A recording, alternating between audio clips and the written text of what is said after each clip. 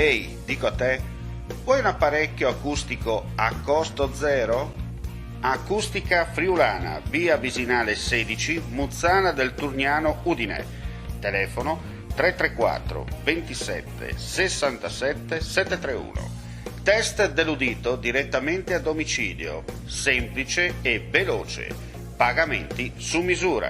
Non aspettare di non sentire. Campagna di prevenzione dei problemi uditivi. Acustica Friulana.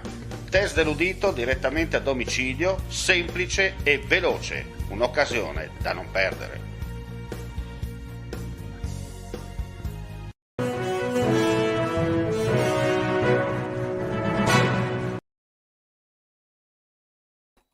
Cordiale saluto gentili amici, ben ritrovati a questo appuntamento live, edizione mattino di friulitv.net.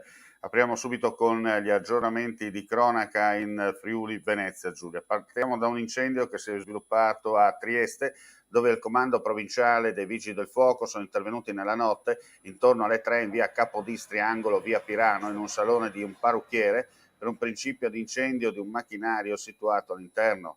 L'incendio è stato subito circoscritto, tuttavia i fumi hanno parzialmente invaso gli appartamenti ai piani superiori e si è reso necessaria la verifica di un'eventuale presenza di monossido di carbonio che non è stata rilevata. Sul posto sono intervenuti anche i carabinieri, mentre le cause sono in corso di accertamento.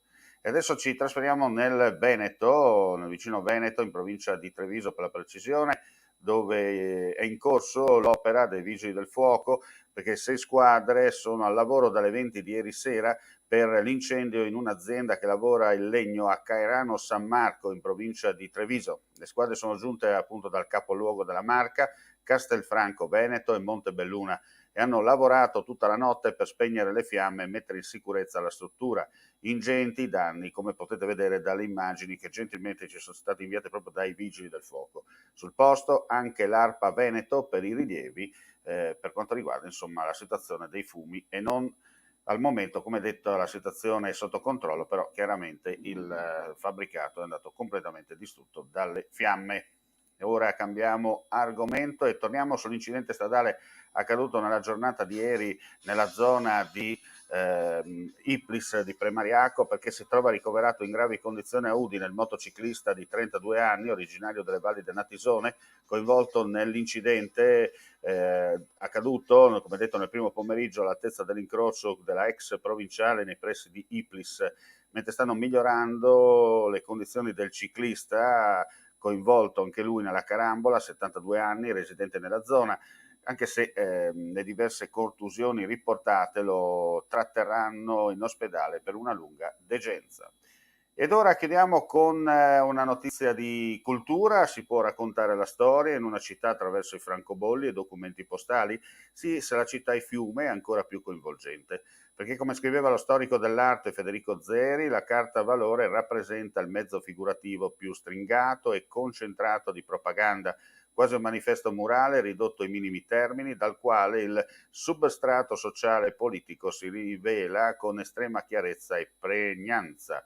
Tale spirito è insinto nella mostra Fiume 1850-2018, da filatelia fiumana fra mito, storia ed economia 1918-1924, realizzata dall'Associazione per lo studio e la promozione della filatelia e della storia postale fiumana nel centenario, in collaborazione con il comune di Monfalcone, che sarà inaugurata domani, venerdì 3 settembre alle 11, al MUCA, Museo della Cantieristica, dal sindaco di Monfalcone, Anna Maria Cisinti, insieme all'assessore alla cultura Luca Fasan, alla presenza dell'onorevole avvocato Carlo Giovanardi, presidente dell'associazione, e del commendator dottor Bruno Crevato Selvaggi, curatore scientifico. E con questa notizia chiudiamo qui questa edizione live del mattino. Vi diamo appuntamento più tardi per le altre notizie, chiaramente ulteriori aggiornamenti sul nostro sito www.friulitv.net. Buona giornata a tutti.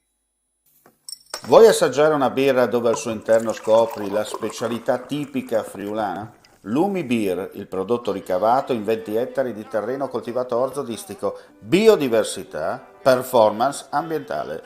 Lumi Beer nelle sue 5 versioni disponibili, 4 per consumo veloce e dissetante e la versione Magnum per intenditori. Lumi Beer si abbina a qualsiasi palato. Lumi Beer è un prodotto esclusivo Azienda Agricola Pancera, il buon seme, i buoni frutti.